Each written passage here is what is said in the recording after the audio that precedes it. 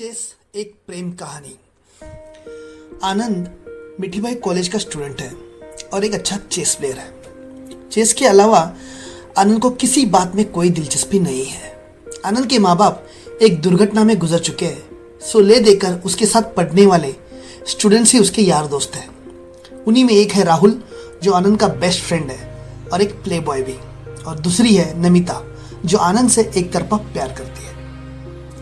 Chess का माहिर आनंद एक रोज इंटरमीडिएट कॉलेज चेस कंपटीशन में अपने अपोनेंट को हराकर महाराष्ट्र स्टेट कॉलेज का नंबर 1 चेस प्लेयर बन जाता है। आनंद को बधाइयां देने वालों की भीड़ सी लग जाती है। कॉलेज मैनेजमेंट आनंद की सक्सेस पर एक पार्टी स्पॉन्सर करते हैं, जहां आनंद का कॉम्पिटिटर राज ग्रेवाल भी आता है, जो बातों बातों में आनंद को चैलेंज दे जाता है, चाहे जो हो, दिल्ली में खेले जाने वाले नेशनल चेस कंपटीशन में वो उसे जीतने नहीं देगा। पार्टी खत्म कर देर रात जैसे ही आनंद घर पहुंचता है, उसे एक अनजान लड़की का फोन आता है, जिसका चेहरा रिवील नहीं होता है, पर बधाई देने के साथ साथ वो आनंद को चेस में खेले गए उसके गलत मूव्स के बारे में बताती है और अपना तारुफ दिए बिना ही फोन काट देती है। कुछ हो ना हो, पर बात करने का उसका अंदाज और चेस को लेकर उसका नॉलेज आनंद के दिल को छू जाता है। नतीजा, फोन का सिलसिला शुरू हो जाता है और यही जन्म लेती है एक अनदेखी अद्भुत प्रेम कहानी। एक रोज आनंद के पूछने पर किताबी पहेली के तहत वो अपना नाम बताती है, जिसे हल करने पर पता चलता है कि उसका नाम अनामिका है।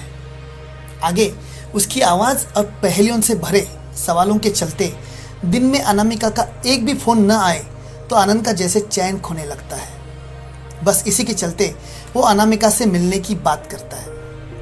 अनामिका खुद एक अच्छी चेस प्लेयर होती है, सो मिलने की बात पर चेस के चालों के तहत वो आनंद को एक क्लू देती है। मिठीबाई कॉलेज से 2 रास्ते जाते हैं, जिनकी मंजिल एक है। ऊंट का मुंह लेकर सीधे बढ़ने पर आनंद को उसके प्यादे मात खाए मिलेंगे।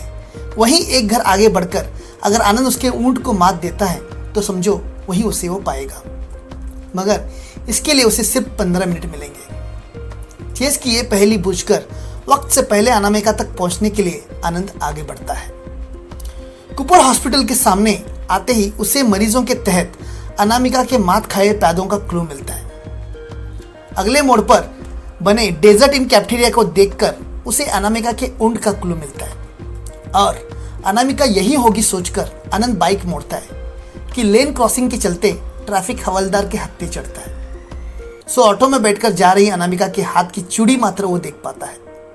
इस तरह अनामिका से मिलने की उसकी इच्छा अधूरी रह जाती है, लेकिन अनामिका का यह अंदाज भी उसे पसंद आता है। कहानी अपनी रफ्तार लेती है, जहां एक ओर दिखाई देता है कि नमिता किसी भी कीमत पर आनंद को पाना चाहती है, तो दूसरी ओर राहुल को उन्हीं दिनों एक बेइंतहा खूबसूरत लड़की से प्यार हो जाता है, जिसे वो कई बार कई जगहों पर देख चुका होता है। राहुल अपने दिल की बात आनंद से कहता है। इस पर आनंद कहता है, जिसका नाम अता पता कुछ भी मालूम ना हो, ऐसी लड़की से प्यार करना सरासर पागलपन है। जवाब में राहुल कहता है, वो उसका नाम अता पता नहीं जानता, पर कई बार उसे देख चुका है, लेकिन आनंद तो उससे प्यार करता है जिसे उसने एक बार भी देखा नहीं। क्या ये पागलपन नहीं है? राहुल की बात सुनकर आनंद को अनामिका से हुए अपने प्यार का एहसास होता है। नतीजा, आनंद अनामिका को देखने की इच्छा जाहिर करता है। इस पर एक और शतरंज की चाल के तहत अनामिका उसे कमला नेहरू पार्क यानी पहाड़ी पर बुलाती है और खुद नीचे चन्नी रोड चौपाटी से हाथ दिखाकर चली जाती है। पार्क में अनामिका से खत, फूल और एक फोटो एल्बम पाकर आनंद खुश हो जाता है, पर एल्बम पे 100 लड़कियों की तस्वीर देख उस सोच में पड़ जाता है कि इनमें असली अनामिका कौन होगी। आगे खत के जवाब में आनंद अनामिका के लिए एक ग्रीटिंग कार्ड बनाता है और उसे अनामिका तक कैसे पहुंचाए सोच ही रहा होता है कि कॉलेज आकर उसे चकमा देकर अनामिका ग्रीटिंग कार्ड उड़ा ले जाती है। अनामिका की एक झलक देखने के लिए तड़प उठा आनंद अनामिका से अपने प्यार का इजहार करता है और उसके डैडी से मिलने के चलते उसका पता पूछता है। अनामिका आनंद का प्यार एक्सेप्ट करती है, पर घर का पता ढूंढने को लेकर शतरंज की एक नई चाल शर्त के रूप में सामने रखती है। शतरंज की बिसात पर एक रो में 8 घर होते हैं। प्यादे के सहारे उसे बस 7 घर चलने हैं, जहां 7वें घर तक पहुंचने पर भूख प्यास लगे तो दाएं, वरना प्यादे को बाई तरफ मोड़कर अक्षय कुमार से मिलवाने के बाद ढाईगर घोड़े की चाल से जहां वो उसके राजा को मात देगा वहीं उसका घर होगा। आनंद पर्याप्त समय में अनामिका का घर ढूंढने की ये शर्त एक्सेप्ट कर उसे अंजाम देने की कोशिश में लग जाता है। इसी दौरान आनंद को all India college chess competition का बुलावा जाता है, सो वो अपनी प्रैक्टिस शुरू करता है। पर चेस की हर चाल में उसका मन अनामिका का घर ढूंढने लगता है। एक और अनामिका को पाने का इरादा तो दूसरी ओर दिल्ली जाने की तैयारी के बीच एक नई कहानी करवट बदलती हुई जन्म लेती है। आनंद दिल्ली जाने के लिए घर से निकलता है कि एक अनाम फोन के आने से खौफ का सिलसिला शुरू हो जाता है। घर से लेकर टैक्सी, टैक्सी से लेकर एयरपोर्ट तक दो अनजान लोग आनंद का पीछा करते हैं। आनंद किसी तरह उनसे पीछा छुड़ाकर प्लेन में आकर बैठ जाता है और चैन की सांस लेता है, मगर मुड़कर देखने पर अपने इर्द गिर्द उन्हीं दो लोगों को देखकर वो झल्ला उड़ता है। आनंद का मेंटल बैलेंस बिगाड़कर दिल्ली एयरपोर्ट पे दोनों गायब हो जाते हैं। तो आनंद अपने मानसिक संतुलन को बनाए रखते हुए ऑडिटोरियम आ पहुंचता है, जहां अपने प्रतिस्पर्धी राज ग्रेवाल के साथ चेस खेलते वक्त उसके खेले गए चाल में आनंद को अनामिका के शर्त का तोड़ मिल जाता है। वो सोचता है प्यादे के सहारे शतरंज की बिसात पे 7 घर यानी 7 रास्ता है। भूख प्यास शायद बाई तरफ मौजूद होटल है और दाई ओर अक्षय कुमार से मिलने की बात यानी न्यू शेरिन थिएटर में लगी अक्षय कुमार की फिल्म है। और इसी उधेड़-बुन में आनंद 7वां घर प्यादे से और फिर ढाई घर घोड़े की गलत चाल चलकर चेस की बाजी हार जाता है। यूं आसानी से हाथ की बाजी हारते देख राज ग्रेवाल आनंद की बचकानी चाल पे हंस देता है।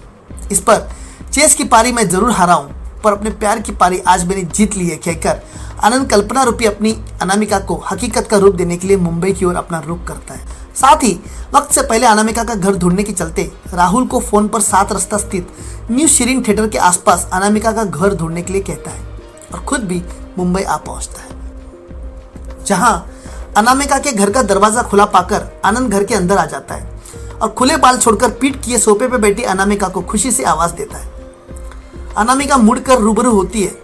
अनामिका के रूप में नमिता को देखकर आनंद हक्का बक्का रह जाता है। गुजरा सारा मंजर याद करने पर वो पाता है कि जब जब अनामिका का फोन आता था तब तब नमिता सामने नहीं होती थी।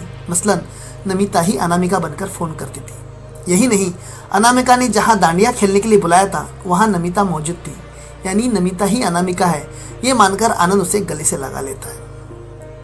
इस बीच चेस और पहेलियों को लेकर आनंद नमिता के सामने ऐसे भी मोड़ आते हैं जहां नमिता अनामिका के रूप में खरी नहीं उतरती, पर आनंद इन बातों को नजरअंदाज कर नमिता से सगाई पक्की करता है। जहां ऐन मौके पर अनामिका के डैडी पुलिस के साथ आ पहुंचते हैं। पुलिस अनामिका के किडनैप के जुर्म में आनंद को गिरफ्तार करती है।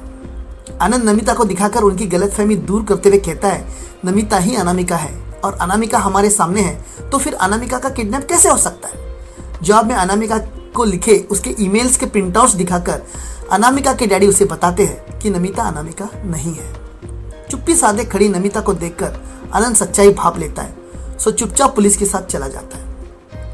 अपने बेगुनाह दोस्त को सलाखों के पीछे पड़ा देखकर राहुल इस मसले के तह तक जाता है, तो उसे पता चलता है कि अनामिका का किडनैप 11 मार्च को हुआ है, जबकि 11 मार्च को आनंद दिल्ली में था, तो फिर अनामिका का किडनैप वो कैसे कर सकता है।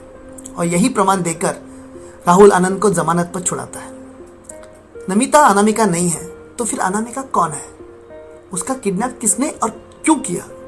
इन सारे सवालों से घिरा आनंद वक्त जाया ना करते हुए नमिता के पास पहुंचता है, पर उसके पहुंचने से पहले ही नमिता का कत्ल कर दिया जाता है। नमिता मरने से पहले माफी मांगते हुए कहती है कि वह अनामिका नहीं है। What next.